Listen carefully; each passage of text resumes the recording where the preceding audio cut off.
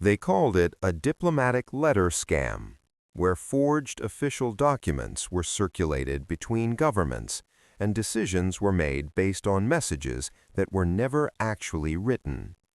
A document appeared claiming to represent formal communication between state officials, and its wording suggested hostility, pressure, and an imminent political shift. Copies of the letter were passed through intermediaries, and each version carried official seals, signatures, and formatting that made it appear authentic. Government offices received the document and treated it as verified correspondence, triggering internal discussions based on information that had not been independently confirmed. Diplomats interpreted the contents as deliberate intent, and responses were drafted as if the message reflected real policy decisions. The letter was referenced in negotiations, and its claims began shaping strategic positions across multiple parties. As copies spread, the same document was used as evidence of aggression, influencing decisions that escalated beyond written communication. Officials began reacting not to confirmed actions, but to the implications contained within a document that no one had validated at the source. Attempts to trace the origin of the message were delayed, and by the time verification was considered, responses had already been set in motion. The system relied on trust in written communication, and that trust was used to move decisions forward without direct confirmation. What started as a single forged diplomatic message became a trigger where paper moved faster than truth, and consequences followed before the fraud was exposed. In the early 20th century, across European diplomatic networks, governments relied heavily on written correspondence carried through embassies, coded telegrams, and sealed official letters. Diplomatic communication moved through controlled channels, where documents bearing seals, signatures, and formatting were treated as verified state positions without immediate cross-checking. Embassies received messages through couriers and telegraph systems, and the physical document itself was often considered sufficient proof of authenticity. Verification depended on trust between offices, and delays in communication meant that confirming the origin of a message could take days or weeks. Officials interpreted written correspondence as direct representation of government intent, and decisions were made based on the language contained within these documents. Diplomats drafted responses using formal wording, and each message carried implications that could influence alliances, negotiations, and military positioning. There was no centralized real-time verification system, and documents circulated across borders before their authenticity could be independently confirmed. Intermediaries handled the transfer of messages, and the chain of custody was often fragmented across multiple hands and locations. The structure assumed that official-looking documents were genuine, and this assumption reduced scrutiny when messages appeared correctly formatted.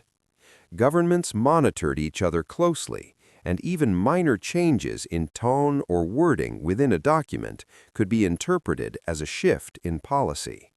This environment created a system where written communication carried immediate weight, even before its origin was fully validated. That reliance on trusted documents created the exact conditions where a forged diplomatic letter could enter the system and be treated as real communication. Within this system, a diplomatic letter scam became possible when a forged message could be introduced into official channels and interpreted as genuine state communication. An operator created a document styled exactly like official correspondence, using formal language, recognizable diplomatic tone, and references to real political tensions. The letter included specific statements suggesting intent, pressure, or strategic positioning, making it relevant enough to demand immediate attention from recipients. Copies were produced and passed through intermediaries who believed they were handling legitimate diplomatic material, extending the reach of the document without verification. The presence of seals, signatures, and formatting reinforced authenticity, and recipients accepted the document as part of normal communication flow. Officials received the letter and processed it as verified input, incorporating its claims into internal discussions and strategic planning. The system allowed documents to move faster than verification, and responses were prepared based on content rather than confirmed origin. Intermediaries distributed the letter across multiple offices, ensuring that different parties received consistent versions of the same message. Money did not move directly in this system, but influence, decisions, and strategic positioning became the currency shaped by the document. The operator relied on the assumption that no one would immediately verify the source before reacting to the message. As the document spread, it created a shared belief that a specific position had been communicated, even though it had never been officially issued. This gap between appearance and verification created the opportunity where a forged diplomatic letter could begin influencing real-world decisions. The diplomatic letter scam operated by replicating official communication formats, where a forged document was constructed using correct language structure, recognizable phrasing, and references to ongoing political conditions. The operator drafted the message to appear contextually accurate, embedding specific details that matched real negotiations so the content would not immediately raise suspicion. Official-style seals, signatures, and formatting elements were reproduced, and the document was prepared to visually match authentic correspondence used by diplomatic offices. The letter was introduced into the communication chain through intermediaries who handled it as part of routine document transfer without questioning its origin. Each recipient processed the document as verified input, and internal teams interpreted its wording as a reflection of actual government intent. Responses were drafted based on the message, and these responses reinforced the perceived legitimacy of the original document. Copies of the letter were distributed further, creating multiple reference points that made the message appear widely acknowledged. The system relied on sequential acceptance, where each new recipient trusted the previous handler rather than independently verifying the source. Verification steps were delayed because the document matched expected formats, and urgency in decision-making reduced the likelihood of immediate scrutiny. The forged message influenced discussions, negotiations, and positioning, even though no official authority had issued it. By the time doubts emerged, the document had already been integrated into multiple layers of decision-making processes. This mechanism allowed the diplomatic letter scam to function as a chain reaction, where one forged message generated real responses across the system. As responses to the forged letter began circulating, the diplomatic letter scam expanded because multiple offices started referencing the same document as if it were confirmed communication. Diplomatic teams exchanged replies based on the letter's claims, and each response reinforced the assumption that the original message had been officially issued. Copies of both the forged letter and the responses were shared across embassies, creating a network of documents that appeared internally consistent. Officials began aligning their positions with the implications of the message, adjusting negotiations and strategic planning without verifying the source. the document moved across regions through couriers and telegraph summaries, extending its influence beyond the initial recipients. Each new office treated the letter as established context, and discussions evolved around its content rather than questioning its authenticity. The accumulation of references created a feedback loop where the document's existence was validated by the number of times it was cited. Intermediaries continued distributing copies, and no single point in the system paused the flow to verify the original source. As the message spread, interpretations became more rigid and positions hardened based on assumptions derived from the forged content.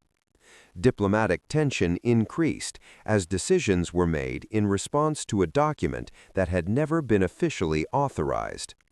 Attempts to question the origin were overshadowed by the urgency of responding to what was perceived as a confirmed stance. This expansion phase allowed the diplomatic letter scam to scale from a single forged document into a system-wide influence over real decisions. As officials began comparing versions of the diplomatic letter, subtle inconsistencies in wording, formatting, and signatures started to appear across different copies.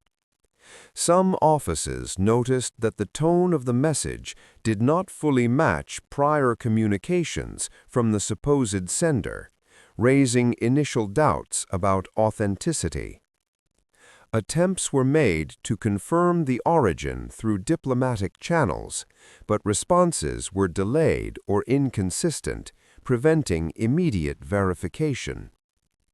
Clerks reviewing records could not locate a corresponding entry for the letter in official outgoing communication logs, creating gaps in documentation.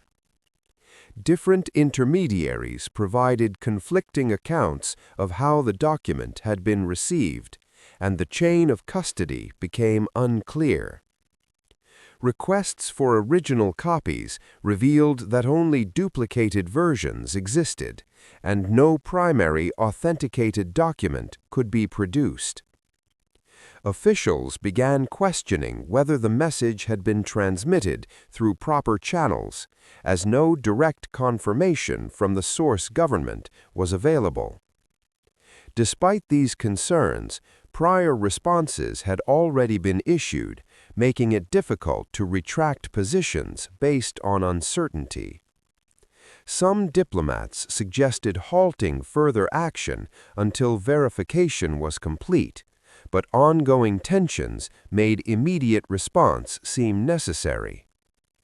Internal discussions highlighted the risk that decisions were being influenced by unverified information, but corrective action lagged behind escalation. The more the document was examined, the more discrepancies surfaced, indicating that the message might not be genuine. These warning signs revealed that the system had accepted a document without validation, but by this stage, its influence had already spread across multiple decisions. As verification efforts intensified, direct confirmation from the supposed sender revealed that no such diplomatic letter had ever been officially issued, exposing the document as a forgery. Officials who had relied on the message were forced to reassess earlier decisions, and internal reviews began tracing how the document entered the system. Attempts to identify the origin uncovered gaps in the chain of custody, and no single point of entry could be clearly established. Diplomatic offices began retracting references to the letter, but prior responses had already influenced negotiations and positioning across multiple parties. Trust in written communication was temporarily disrupted, and additional verification steps were introduced to prevent further reliance on unconfirmed documents. Intermediaries were questioned about their role in distributing the message, but many had acted without knowledge of its false origin.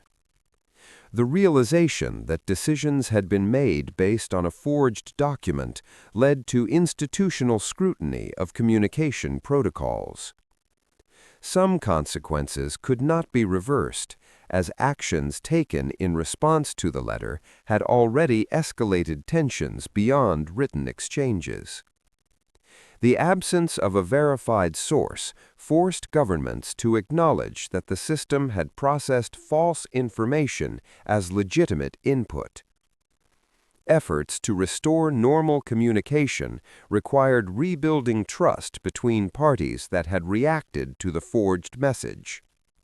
The document that had once shaped decisions was removed from official consideration, but its impact remained embedded in prior actions. The diplomatic letter scam collapsed when verification finally caught up, revealing that a single forged document had influenced real-world outcomes. The diplomatic letter scam followed a pattern where authority was transferred through appearance, and official-looking documents were treated as verified communication without independent confirmation. The system allowed written messages to carry immediate weight, and decisions were made based on content before the source was validated. Verification was delayed by design limitations, and this delay created a window where false information could influence real actions. Intermediaries played a critical role, as each handler trusted the previous step in the chain rather than confirming authenticity at the origin. The structure assumed that correct formatting, language, and seals were sufficient indicators of legitimacy, reducing scrutiny at each stage.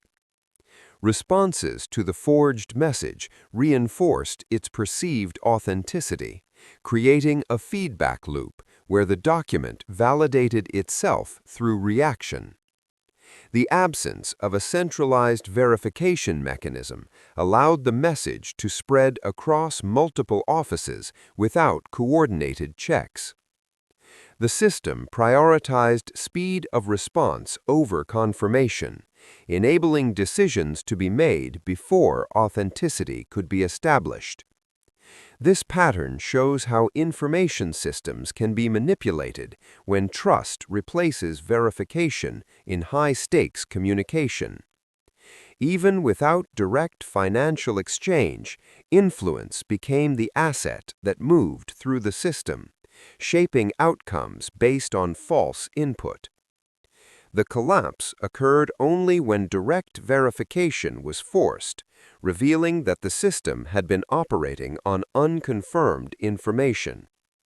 The lesson remains consistent. When decisions rely on documents that are not independently verified at the source, the communication system itself becomes vulnerable to manipulation.